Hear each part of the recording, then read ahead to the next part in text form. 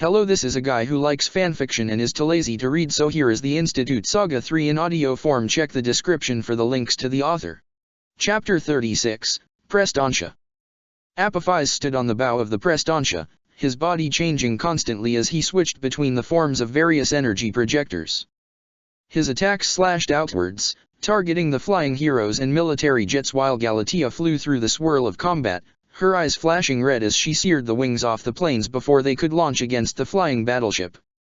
Suddenly, the Prestancia lurched, then started to slowly descend as the repulsor lift engines whined and groaned. Apophis reached into his power, pulling at a DNA sample that he had acquired almost by accident, and an instant later, he was in the form of his fellow horseman Magneto. Raising his hands, Apophis concentrated on reducing the rate that the craft was descending, when a familiar voice echoed in his mind. Morph. Apophis frowned, then tried to ignore the somehow familiar whisper. Morph, listen. A sudden howl of rage caused him to look up just as Galatea slammed into the deck, leaving a large dent. An instant later, the fast-moving forms of Supergirl and Flamebird tackled her, slamming her off the helicarrier and below the deck level. Morph, listen to me, remember who you are.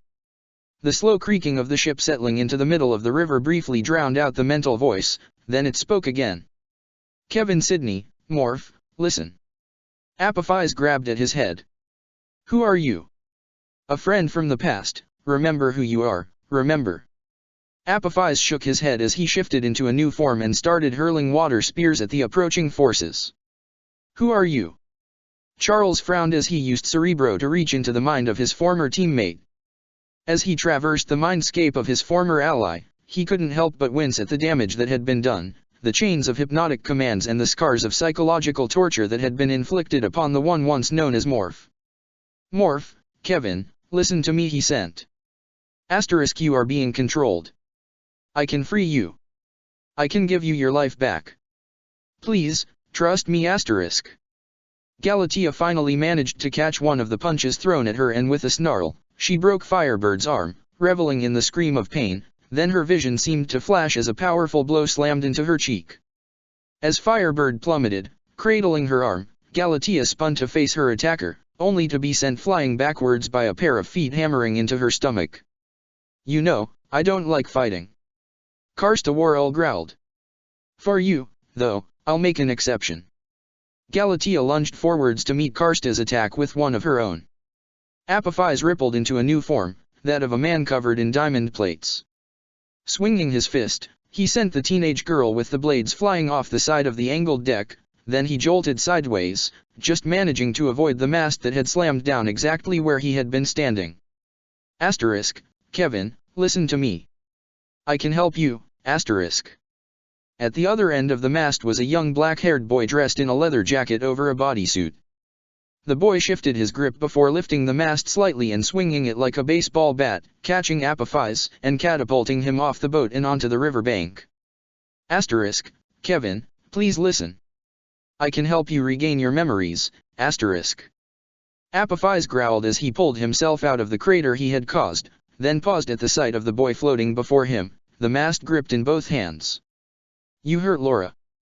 The boy growled, and Apophis finally spotted the SNA Shield logo on the boy's jacket pocket. Superboy, you will make a fine servant for Lord Apocalypse. Chris Kent snarled, then swung the mast again. This time, Apophis was prepared, and he rippled into a new form, one that held the power to slice through anything that wasn't organic. The mast clanged as it fell, and Superboy stared for a moment at the shortened length he still held, even as Apophis rippled to a new form, one chosen for brute strength. Attention all agents. Fury snapped. Xavier is attempting to engage Apophis mentally. Only engage Apophis if he attacks first. Galatea staggered back, gasping for breath as Karsta lay, barely conscious, at her feet, then a new voice sneered from behind her. Impressive. You took down a pacifist. Galatea spun round, then froze as she saw her new adversary, a Kryptonian clad in the uniform of the Krypton Defense Fleet. Who are? I am Zundial. The man stated. Member of the Solar Defense Fleet. So what? Galatea snarled, hurling herself forwards and unleashing a powerful uppercut. Zun simply slid to one side and deflected her strike, using it to swing her up and down, cratering the ground. So you should surrender, he stated, and Galatea rose from the crater with a shriek of pure fury. Kevin, remember who you are, Xavier broadcast. Asterisk, remember your friends. Sage, Wolverine, Banshee, Frost, Darwin, remember who you were, remember who you are, asterisk. Apophis howled as he unleashed a barrage of spikes at his attacker. Chris simply brushed them away even as Apophis shifted forms and unleashed a wave of flame, but it failed to stop Superboy. Leaping backwards, Apophis shifted again, this time pulling up the power of an aerokinetic. Seizing control of the wind, he funneled it into a horizontal tornado and slammed it into his attacker, sending Superboy hurtling away. You are Morph, you are Kevin Sidney, remember who you are. Galatea flew away from her opponent, weaving in and out of the aerial combat as she tried to lose him. Although she had only taken a small amount of damage and was already healing due to the sun's rays, she had discovered that her adversary had the advantage due to his knowledge of fighting skills as opposed to her brawler-style technique. As she flew, she glanced back, but failed to see.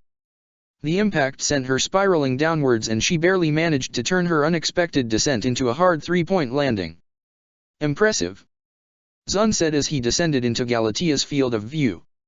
Speed, power, ferocity, but your weakness is your technique. Galatea bared her teeth in a snarl, then hurled a handful of dirt into his face.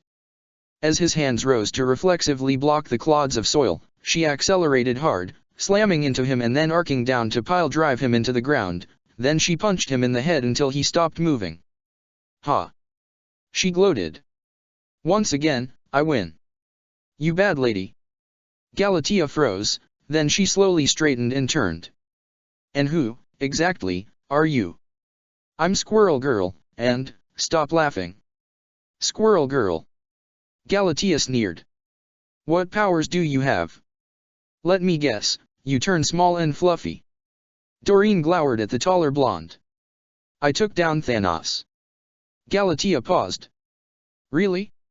Even Lord Apocalypse regards him as a potential threat. Well, he's in stasis now. Doreen stated. Now, you really should give up or I'll have to hurt you. Go ahead. Galatea laughed derisively. Do your worst. Kevin, remember.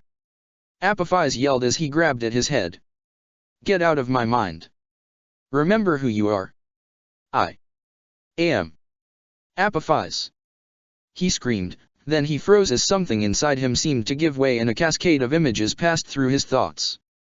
Standing in a group of people, amusing himself by transforming into each of them, and then one of the ladies turned towards him. Show me how I'd look with long hair, please. Changing his form slightly, he looked at her and she smiled, slightly adjusting her white cloak. Wow, I look really good like that. No. Who is she? What are these? Apophis growled as he shook his head, trying to clear it. My name is Eric, but in the field, I go by Magneto. The smiling man said. I am honored to meet you all and look forwards to working with you. No. Apophis protested as he dropped to his knees. No, that isn't me. They are your memories, my friend. Who are you? Apophis screamed towards the sky. The bald man in the wheelchair smiled in greeting as they filed into the large room. Good morning, and welcome, he said as they sat down. Thank you for agreeing to join X-Force. It's good to work with another telepath. The dark-haired woman said, then she looked round. I stand corrected, 2 other telepaths. Morph looked at the other telepath, the blonde woman with incredible poise, and then turned himself into a copy of her. She stared at him, then looked down. Well, I always knew I had great boobs, but seeing them like this just proves it. Morph reverted to his base form, laughing. Apophis lurched to his feet and staggered backwards. Nuu. What is happening to me? You are remembering who you were, who you are. Apophis dropped to one knee, then his eyes widened in recognition. Charles. Asterisk, yes, my friend. Asterisk. Please. Morph whispered, his eyes filling with tears. Help me. Always, my friend, always. Galatea shook her head as she pulled herself out of the crater. Pausing only to pluck off and throw away the half-dozen squirrels still attached to her, she started to run away from her newfound nemesis. As she ran, she barged through the ground battle, uncaring of whether her blows sent her allies or enemies flying. Oof! Galatea sprawled on the dirt as the titan she had collided with turned, briefly outlined by a purple flash from behind him. "I know you!" he rumbled, and Galatea felt her heart sink as she realized who she was facing. Juggernaut. Cain Marco nodded even as he flexed his fists. "You could always surrender, you know." "Never." Galatea shouted, and Juggernaut shrugged, then unleashed a powerful jab that sent her hurtling backwards. Squirrel kick. Galatea screamed in pain as a pair of feet slammed into her back with a shattering impact, then she felt the controls on her mind, controls that she had not even realized were there, fall away. Even as she tried to adjust, a large hand grabbed her round the neck and slammed her face first into the ground. "Doreen! Get over here and remove that damned device from her." Galatea remained motionless as a set of claws ripped open the back of her jumpsuit, then there was a long pause before Squirrel Girl spoke. "It looks broken." "It is," Galatea whispered, her voice filled with relief. "I'm free. For the first time. I'm free." Juggernaut slowly lifted her off the ground and placed her in a sitting position. "I'm free," Galatea repeated, her eyes filling with tears as her emotions whipsawed through her. What do I do now? I've never been free before." Juggernaut and Squirrel Girl exchanged long looks, then Cain crouched beside the shell-shocked clone. "You can join the Guardians until you know what to do," he offered. "You'll get food, quarters, good pay, and whatever education you think you need." "The Guardians," Galatea repeated. "I remember them. They protect? Would they accept me?" "Human, mutant, metahuman, alien, clone, all are accepted," Marco agreed. "All we ask is that you are willing to stand between the innocent and those who would prey on them." "But I would still be free." "You would," Marco confirmed, then his hands darted out as Galatea collapsed. "I think she fainted," Doreen observed. Morph pulled himself to his feet and slowly looked around at the devastation. "My God," he whispered. "What have I done?"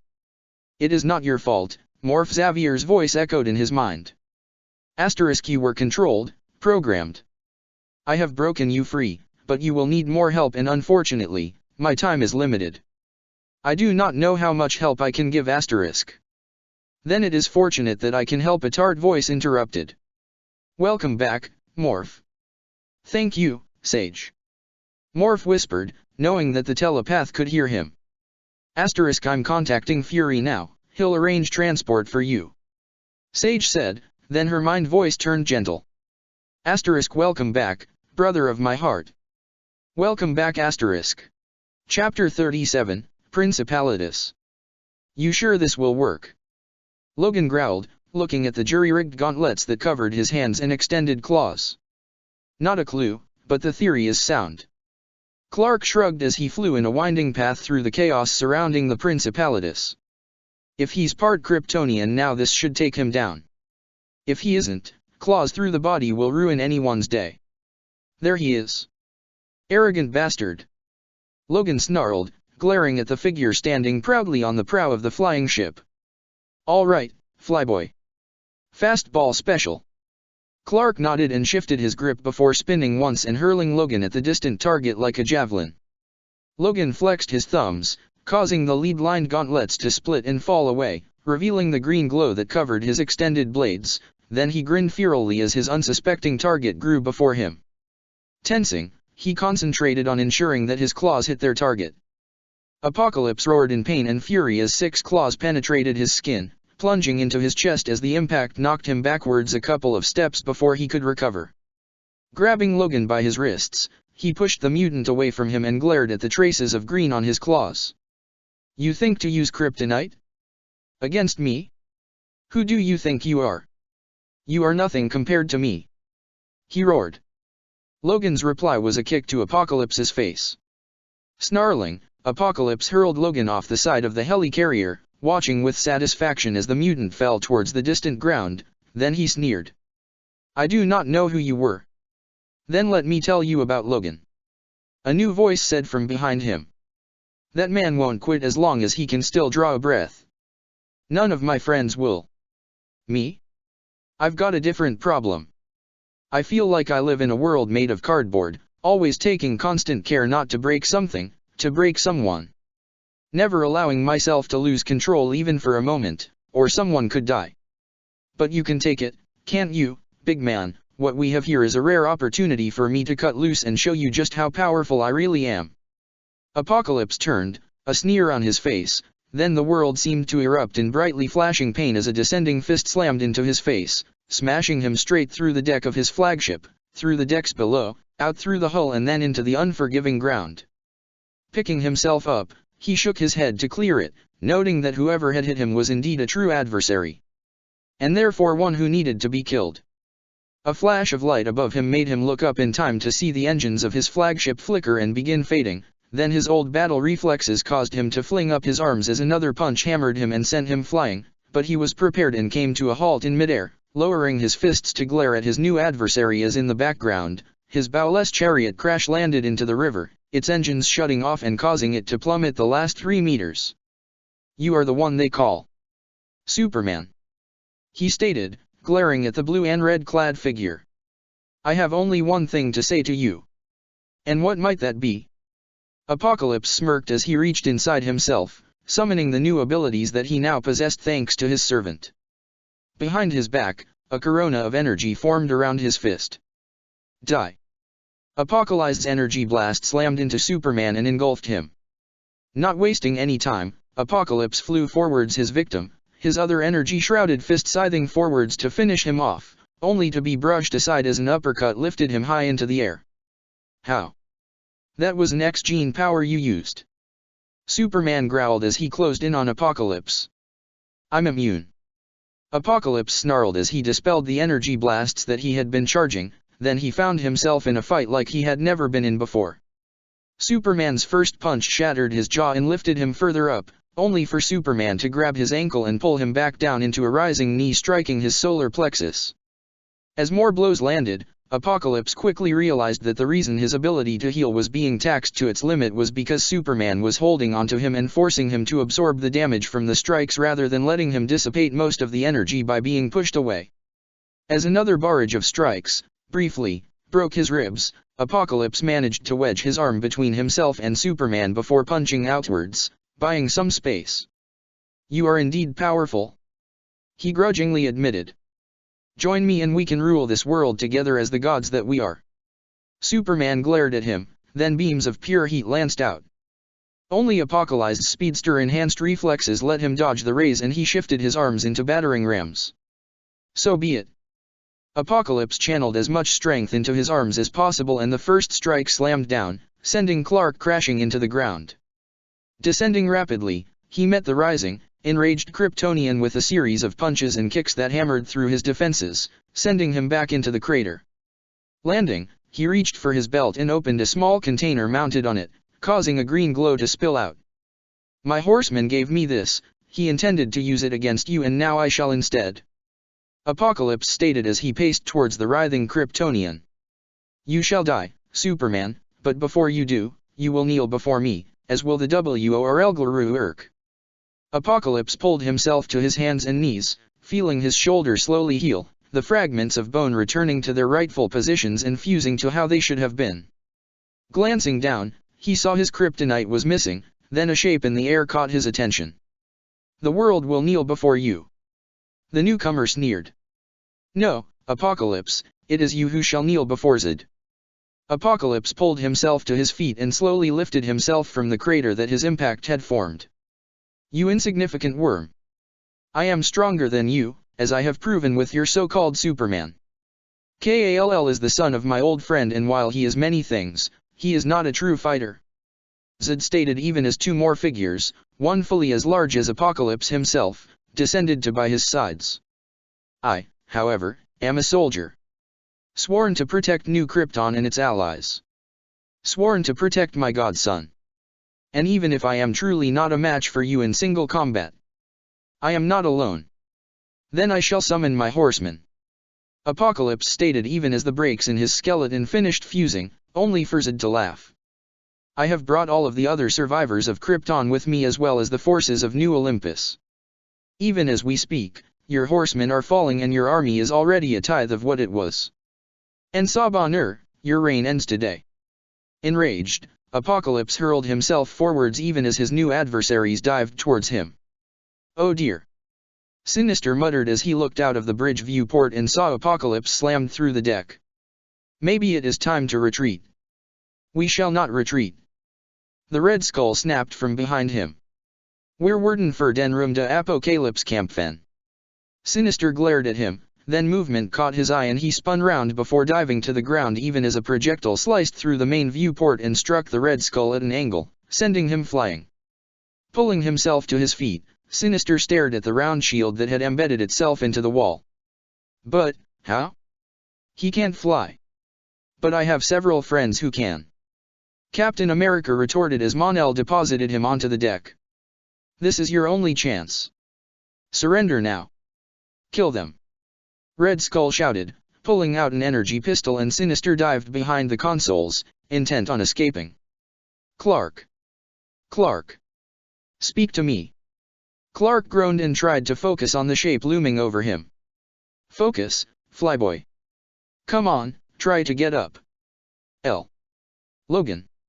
Heh. Logan smirked as he finally came into focus. Knew you wouldn't be taken down that easily. Got the kryptonite secure so you don't need to worry. Cleaned my claws, too. That stuff was just nasty. Clark tried to sit up, only for the ground to suddenly shake, knocking him back down. What was that? Zed and his two top minions spanking the big blue bastard. Logan grinned, glancing to his left. Clark followed his gaze and his eyes widened as a cloud of dust marked the origin of another tremor. He's strong. Zed's trained in that weird fighting style Zed uses, that girl he's with is even better while the mute seems able to go one-on-one with Apocalypse in terms of pure physical strength and more than hold his own. Logan commented as Apocalypse was sent rocketing out of the settling dust, only to be slammed back into the ground by Namika's double-fisted blow. As Apocalypse bounced, his armor cracking and spinning away, Feyre appeared by his side, delivering a powerful kick that caved in his torso. Wow, I'm never gonna make her angry at me. Logan whistled as the maimed but healing form of Apocalypse slid past them. Clark nodded as Zed blurred past and landed by Apocalypse. Clark, he refuses to stay down and AZ-LAN reports that the device that once held him has been destroyed. Any ideas? Somehow, I do not think even death will hold him. Get him to the fortress, I have some stasis pods that should work, just like the one on New Krypton that is holding Thanos. Clark managed as he pulled himself to his feet, relying on Logan for support. Zed nodded, then looked down just in time to receive an uppercut to his jaw. You cannot defeat me, for I am. Apocalypse panted before Namika seemed to materialize behind him, striking down with a blow that shattered Apocalypse's left shoulder and sent him back to the ground. That actually hurt. Zed admitted as he staggered over. All right, fortress, stasis pod.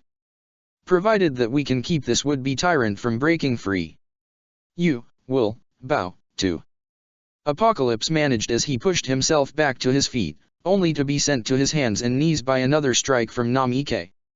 Zed smirked. I see you learned to kneel before Zed. Logan snarked, causing Clark to start laughing, then clutch at his ribs. Flyboy, you alright? As long as I don't laugh. Clark managed. Apocalypse tried to rise again, only for Feyre to land on his back, breaking his spine. Row, he just won't stay down. She growled. That's twice I've done this to him. Logan stared at her, then shook his head. Not gonna get her mad at me.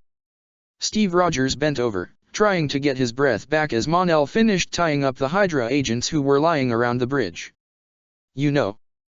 He gasped as he looked at the unconscious form of the first super soldier. I thought that he was dead. I mean, almost everyone else was, except Logan. I can see why. Mon-El commented. I mean, you were in stasis for, what? 70 years.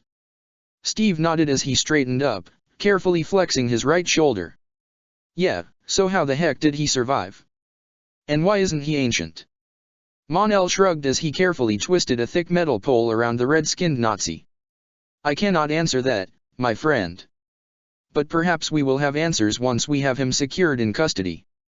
I hope so. Captain America said as he hefted his shield experimentally. Okay, bridge secure. I wonder what happened to Kall. Mon-El mused. I wonder what happened to Sinister. Steve added. Where the hell did he go? Sinister glanced back over his shoulder at the distant columns of smoke, then turned his attention forwards once more, leaning as he took the gentle corner at a speed just shy of being unsafe. Gripping the handlebars of his stolen motorbike firmly, he frowned in thought. It would undoubtedly be wise to go underground for a while and... His thoughts came to a halt as a quartet of figures landed ahead of him and he skidded to a stop. Two of the figures were gargoyles, but that was impossible, given that it was still daylight and gargoyles were purely nocturnal, while the other two were mechanicals shaped like gargoyles. Sinister's tumbling thoughts came to another sudden halt as the helmet of the largest figure opened up, revealing a famous face underneath. Hello, Mr. Sinister. David Xanatos said with almost vicious politeness. My friends and I would like to discuss your actions in regard to a friend of ours. I'm certain you remember him. Warren. Sinister gulped nervously. Chapter 38, Aftermaths. Nick Fury looked out of the panoramic bridge window at the debris-covered landscape slowly scrolling by below them. As they passed over the first of the wrecked helicarriers, he sighed. At least we'll have plenty of spare parts. It looks like, with a slight adjustment, we'll be able to replace the Gravitic turbines with the repulsor engine wings. Tony Stark noted and Fury nodded. Given the damage, I doubt that even one of those ships could be salvaged without requiring a total rebuild. What the hell were the Council thinking, anyway? I think that we need to get them scanned to check that they aren't linked to Hydra. Tony said. I've already made an appointment with Sage to check myself, Pepper and the rest of the Avengers. I don't think any of us are at risk, but... Fury snorted. You're setting a good example? You. Tony paled. Ah hell. I'm becoming respectable. No. I'm too handsome to be respectable. Fury smirked at the panicking multi-billionaire, then turned his attention to the orbiting screens showing different views of the three battlefields. Sir. A voice called, communication from Governor General Zod, Apocalypse has been secured in stasis. Communication from Genosha. Another voice called. King Marco sends his regards and thanks us for his new Kryptonian guardian. The clone. Fury and Tony chorused, then they glanced at each other. The clone that Magneto had made. Has to be her. Tony continued and Fury nodded. So, Genosha is about to get its own Kryptonian. Fury grumbled. Who next? Well, Doom has two, sorta. Tony shrugged as his fingers danced across a nearby screen. Pulling up battlefield after mission stats. The Air Force took significant losses, almost half the craft were shot down by the Sentinels although all but 17 pilots managed to eject. No hero fatalities, but several of the teams will be at half strength or below as their members heal. The military ground forces report only a few injuries, but they hadn't fully mobilized by the time that the action was finished. They're moving in now to help with the clear-up. It's going to take months to get things cleared up. Fury sighed, then he summoned a new screen. And the Triskelion, sorting that mess out will take years. Tony blinked. What? But, it was barely damaged. But Hydra were inside from the first day. Fury countered. They infiltrated S.H.I.E.L.D. before we even started building the demmed place. Who knows how many hidden rooms and spy systems are in it now. And as for the staff. I'm going to have to hire a team of telepaths to sort out the S.H.I.E.L.D. agents from the Hydra infiltrators. Shit. Tony agreed in realization. Man, am I glad that I'm not in line to lead S.H.I.E.L.D. You are number 4, actually. Fury said absently and Tony froze. What? Tyrone Dietz blinked as the pod he was in opened, then a towel landed on him. Hey, what? Well, If you don't mind showing us all what you have. A female voice chuckled and Tyrone blushed as he almost frantically wrapped the towel around his waist, then he froze. There's no pain. Then it worked. A second voice said and the sides of the pod lowered, turning the near sarcophagus into a flat altar. Tyrone looked round and saw Dr. Moira McTaggart and Medic Hara Chisho smiling at him. It worked. Tyrone asked as he sat up. It did. Hara agreed, walking across to him. For a moment, she simply looked at him, then she effortlessly picked him up and placed him on his feet. Tyrone grabbed at his towel before it could slip, tightening it. Here. Moira said as she handed him a bundle of fabric. Clothes, no doubt you want them. We'll leave you to get changed. Call out when you're done. Don't worry, we won't peek. Hara added as the two women exited the room. Besides, as medics, we've seen it all. The closing door cut off her comment and Tyrone blushed. Quite a fight, Kall. Zed said with a wry smile, one somehow magnified by his black eye. Quite an opponent you provided us. Thanks. I think. Clark replied as Logan chortled in the background. And thanks for coming to our aid. I could do no less for an ally. Zed shrugged. Although I admit that I did not expect it when I agreed to take Venus and turn it into new Krypton, Earth has become useful. Krypton may have reached great heights before it died, but with the knowledge of we Kryptonians and the eternal energy and curiosity of the humans, we may see our planets become even greater, and sooner than we may expect. That's all well and good, but what did you do with the big blue bastard? Logan interrupted. We have established a prison on New Krypton, in a valley several thousand miles from our capital. Zed shrugged.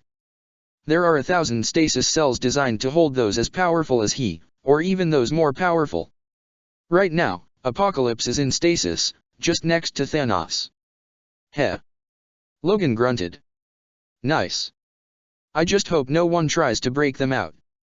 We have multiple layers of defense in place and as time passes, we will have more Kryptonians to help guard it. Zed said reassuringly. Galactus may be able to penetrate it, anyone else would find it virtually impossible to get even halfway in. Before Clark could continue, his communicator beeped. Excuse me a moment. Superman here. Logan watched as a dozen almost indecipherable emotions chased each other across Clark's face, then he looked up. That was Moira. He said with a wide smile. The medpod worked, Tyrone's healed. Warren Worthington III opened his eyes, then screwed them tight and grabbed at his head. A moment later, something pressed against his arm and the headache faded. Welcome back, Warren. A voice said, the smile obvious in its tone, and Warren opened his eyes cautiously. Lexi. Good to have you back. Lexington whispered as he rested one clawed hand on Warren's shoulder. I missed you, we all did. While you were unconscious, Professor X removed the controls that had been implanted into your mind. Goliath rumbled from the other side of the bed. You are now yourself once more, Angel. Archangel. Warren muttered, causing the gargoyles to exchange glances. My wings, my strength, my skin. Archangel. Goliath repeated, then he nodded. I understand. A trophy of what you went through, not unlike how Hudson carries and uses the sword that took his eye. Apocalypse tried to turn you into a weapon under his control, and now you use the abilities he forced upon you to do things that he would hate. Warren blinked in surprise, he hadn't actually thought that far. Archangel. Lexington repeated, then he nodded. I think it suits you. Of course, I might be somewhat biased. Warren gave a faint smile, then tried to sit up. Bruised muscles protested, then he felt Lexington lift him so that he could actually sit, allowing him to shift his wings into a more comfortable position. Thanks. Anytime. Lexington smiled as he shifted onto the bed so that Warren could lean against him.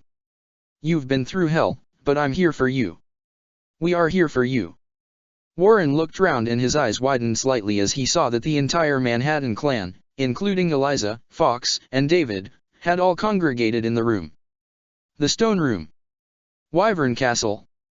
Yes, the medical bay here is finally up to Kryptonian standards. David Xanatos smiled, then he looked over at his wife and their son cradled in her arms, the little boy staring at Warren. Wings. Alex finally managed and Fox giggled. That's right, wings. Just like most of our other friends. Other friends. Warren blinked. But I did terrible things. You did. David agreed. But you were being controlled, you had no choice. And believe me, I know, having seen your memories. A new voice said. Warren stared as the crowd shifted to allow Professor Xavier to float through. Welcome back, Warren. Welcome back. Master Mold finished analyzing the data from the Sentinels and mentally paused. The way that the mechanical soldiers had been torn apart showed that they were not the right tools for what her plans required. She needed something else. An alert caught her attention and she triggered the relevant program, uploading several interesting files scavenged from the SHIELD databases, including an in-depth one on Raven Darkholm. Master Mold examined the data closely and had she been human, she would have smirked in triumph. Another file opened, one on the Asgardian destroyer, and Master Mold started to cross-reference the two files. A new designation would be needed for the outcome of her new project. The Adcommodation Sentinels. But humans would find it hard to call them that, so maybe. Yes. The Silver Sentinels. A new file opened and design specs began to be calculated. Hello, Morph. Xavier said quietly as he smiled at the man on the medical bed. Charles. Can you? I can help you, if you let me. Xavier confirmed and Morph nodded, then lay back as Charles floated round to the end of the bed, the remote link to Cerebro deploying from the back of his chair. This could take a while. Charles noted as he placed his fingers on Morph's head. Please. Charles closed his eyes and dived into Kevin Sidney's mindscape, ready to find and repair the damage inflicted upon his psyche. Charles, let me help. Sage, your presence is most welcome. King Marco smiled as his newest guardian entered the throne room accompanied by his daughter. Galatea, welcome. He smiled. Are you settling in well? I am. The blonde woman nodded. Thank you. Although, I had to slap down that winged idiot. Yago was being an idiot and she punched him into a hillside. Polaris giggled. Don't worry, his self-repair systems mean that he'll be fully fixed by the end of the week. As long as there is no permanent damage. Kane shrugged, then he tilted his head slightly. Interesting outfit. Galatea looked down. It's what Magneto designed for me, but without his symbol. I'm jealous. Polaris pouted. I wish my boobs were that big. You try to wear something like that and I'll ground you. Juggernaut rumbled. Galatea can, because she's more than strong enough to protect herself. Daad. Polaris began, then she sighed as she saw her adopted father's expression. Fine. Kane nodded, then turned his attention back to the smirking clone. So, why the cleavage display? And what do you want to be called in the field? Booby trap. Polaris giggled and Galatea rolled her eyes. The cleavage hole is where Magneto's icon was. By leaving it out, as well as the material underneath, I'm saying that no one will force me to serve them again. Galatea stated. As for my code name, I'm still slightly stronger than a normal Kryptonian of my mass, so I was thinking something power or power something. Power girl. Polaris interjected and both adults exchanged long glances, then nods. A good name. Marco agreed. I like it. Galatea shrugged. Power girl it is. Hey, what? Polaris gasped. I was kidding. No. Lance shouted as he was overtaken on the final stretch, making him come in second again. How? When I was ill, I couldn't do much other than computer games. Tyrone smirked as he rested one foot on the ground, patting his bike. I learned all the tricks of Mario Kart, this was simply switching from holding a gamepad to holding the handlebars. I think your reign as a champion just ended. Alex laughed, earning a scowl from Lance. A moment later, Lance chuckled ruefully. Shame you don't have meta-human powers. He smiled. If you did, I'd be trying to recruit you for the Brotherhood. Heck, I may just make you an honorary member anyway. Hey, he's with us.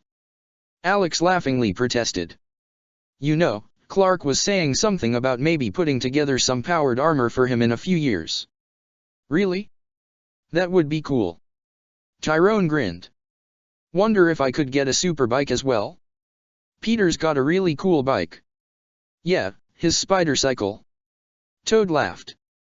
You know, I'm quite surprised that he hasn't asked for it to be scanned into this game. Well, the wall riding bit may be a bit of a cheat. Alex mused, then he looked round. Damn it, Lance, warn us when you choose a course. Lance laughed as he accelerated away. Chapter 39, Resolutions. And our main story, Angel's Return. Believed to have died during the Battle of the Cure, Warren Worthington III was captured and experimented upon by the ancient tyrant known as Apocalypse. With his natural wings replaced by synthetics, the newly renamed Archangel has declared that until he learns to control his enhanced abilities, he will remain alongside the Gargoyles. In related news, Samuel Wilson has declared that he is returning to his former superhero identity of the Falcon, as Angel has returned. The screen blanked and Stryker growled. Damn that freak, he'll ruin everything. The current situation is still in flux. I have yet to develop a new plan that I can be confident will succeed. So, what other bad news do you have? Stryker sneered at the floating biocomputer. I have discovered a coding problem with the implanted chips. Modoc droned. It would appear that the loyalty programming you entered was incorrect.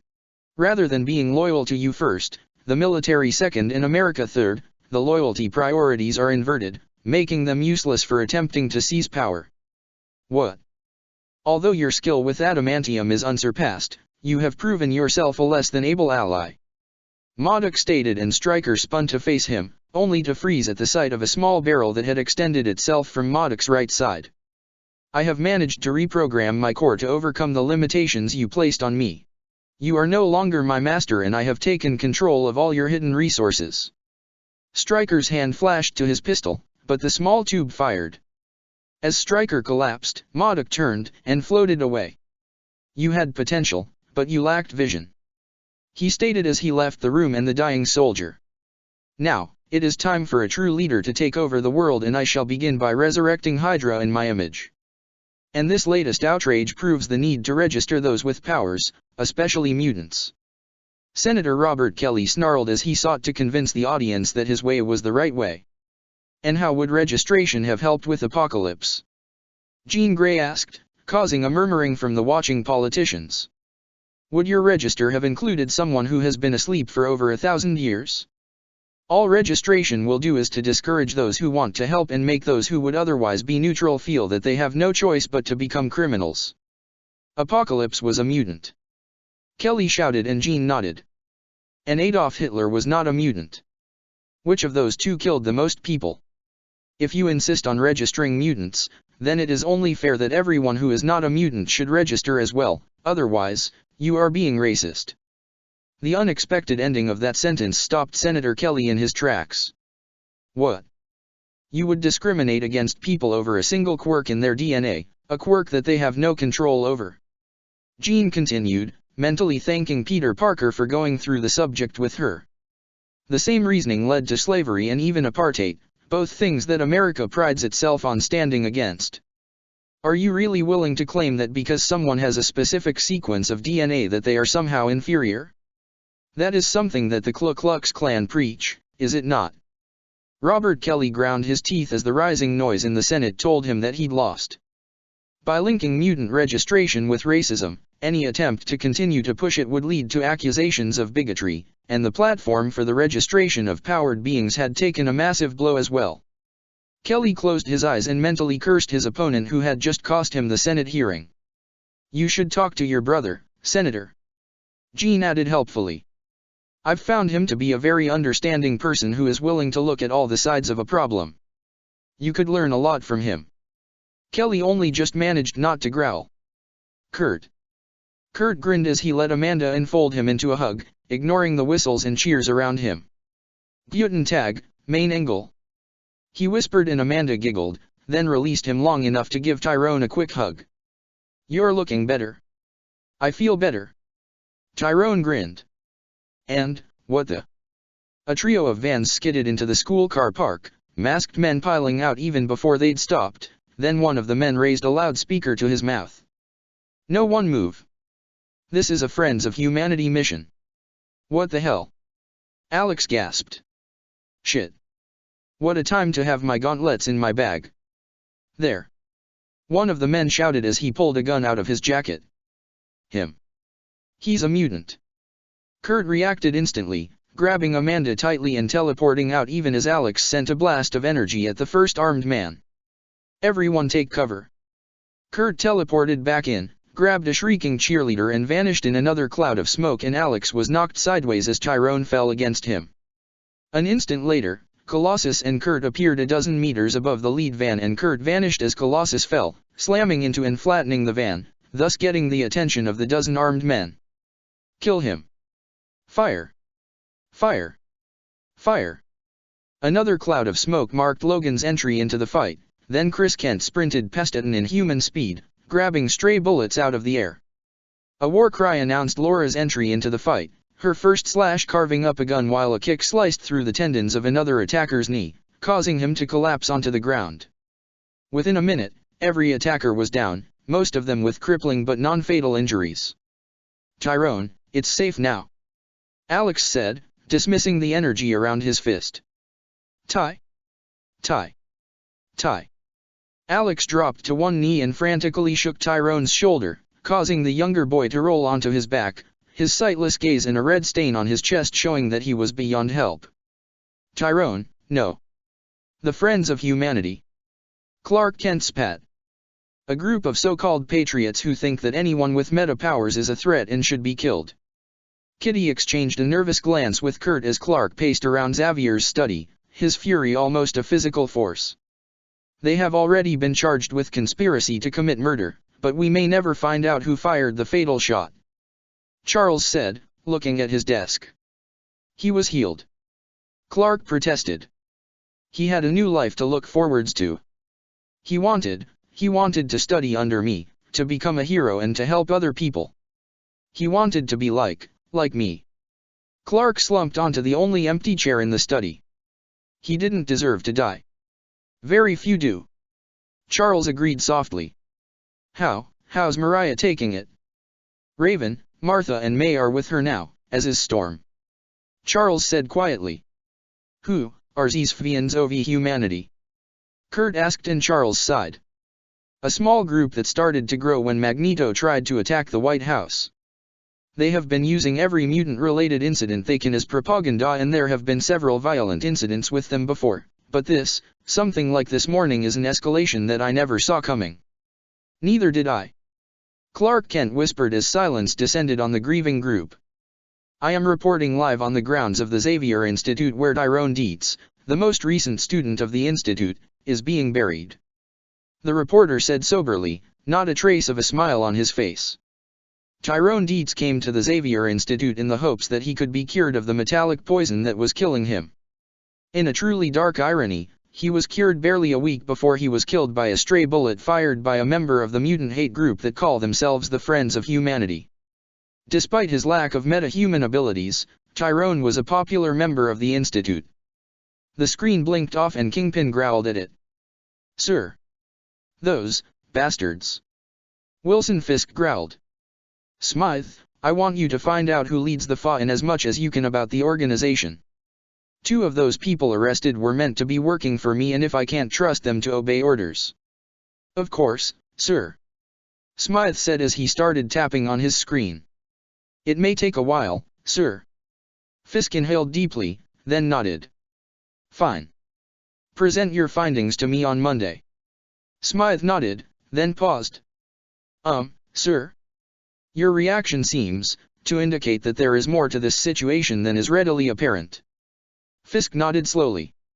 Very well, you may as well know this. Tyrone was my grandson. Smythe jolted in this hover chair and Fisk smiled mirthlessly. His mother and my son had a one-night stand at college. They never contacted each other again, but I learned about it and arranged for her to get a job that would let her earn a comfortable wage.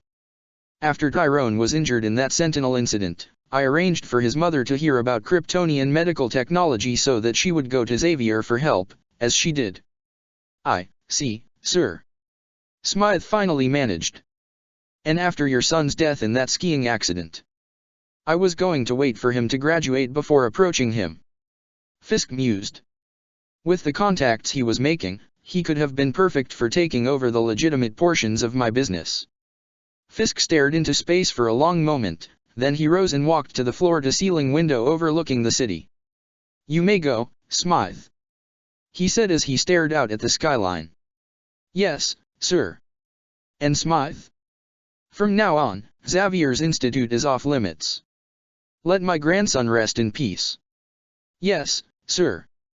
Principal Kelly looked at the arrayed ranks of students, then he started speaking. On Monday, we started a new term. We were looking forwards to a year of learning, of making friends and deepening friendships, of competing to advance ourselves and of helping others to do the same. Today, we mourn the loss of one of our own, taken from us by those who preach hatred and fear. Today, we stand here to remember Tyrone Dietz. Although he may be gone, he will live on in our hearts. Alex Masters has asked to say a few words. Kelly stepped back and Alex walked up to the podium. I met Tyrone on the day that I joined Ray and Roberto in publicly declaring myself to be a member of Generation X. He began.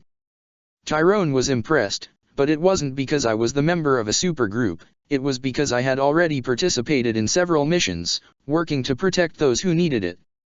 When I first met Tyrone, I pitied him. He was dying. Soon, however, the pity had turned into respect and admiration. Although he was dying, he refused to let it define who or what he was. His determination was beyond comparison. If he had actually had an X gene, I have no doubt that he would have been able to activate it through sheer willpower. As such, I have asked for Tyrone's name to be entered posthumously into the rolls of the Institute as a member of Generation X. My request was endorsed by every single member of Generation X, as well as by the X-Men. Clark. Superman himself entered the record. Tyrone told me that he wanted to become a hero. His bravery and courage meant that although he didn't realize it, he already was one. Monitoring Program GAC 59818 KTM report indicates energy emissions similar to those of the Kryptonian Embassy T space power cores. Analyzing. Possibility exists that readings are result of technology carried on vessel sent from Krypton just prior to cessation of planetary existence. Analysis of records indicates high likelihood of craft containing single survivor of Krypton. Cross-referencing with population database. Highest probability craft occupant is Kall, son of Jor-El. Conclusion, Krypton is not completely recorded. Action must be instigated to correct flaw. Alert. Core programming forbids active termination of Kryptonian citizens. Calculating solution. Calculating. Check the description for the links to the author.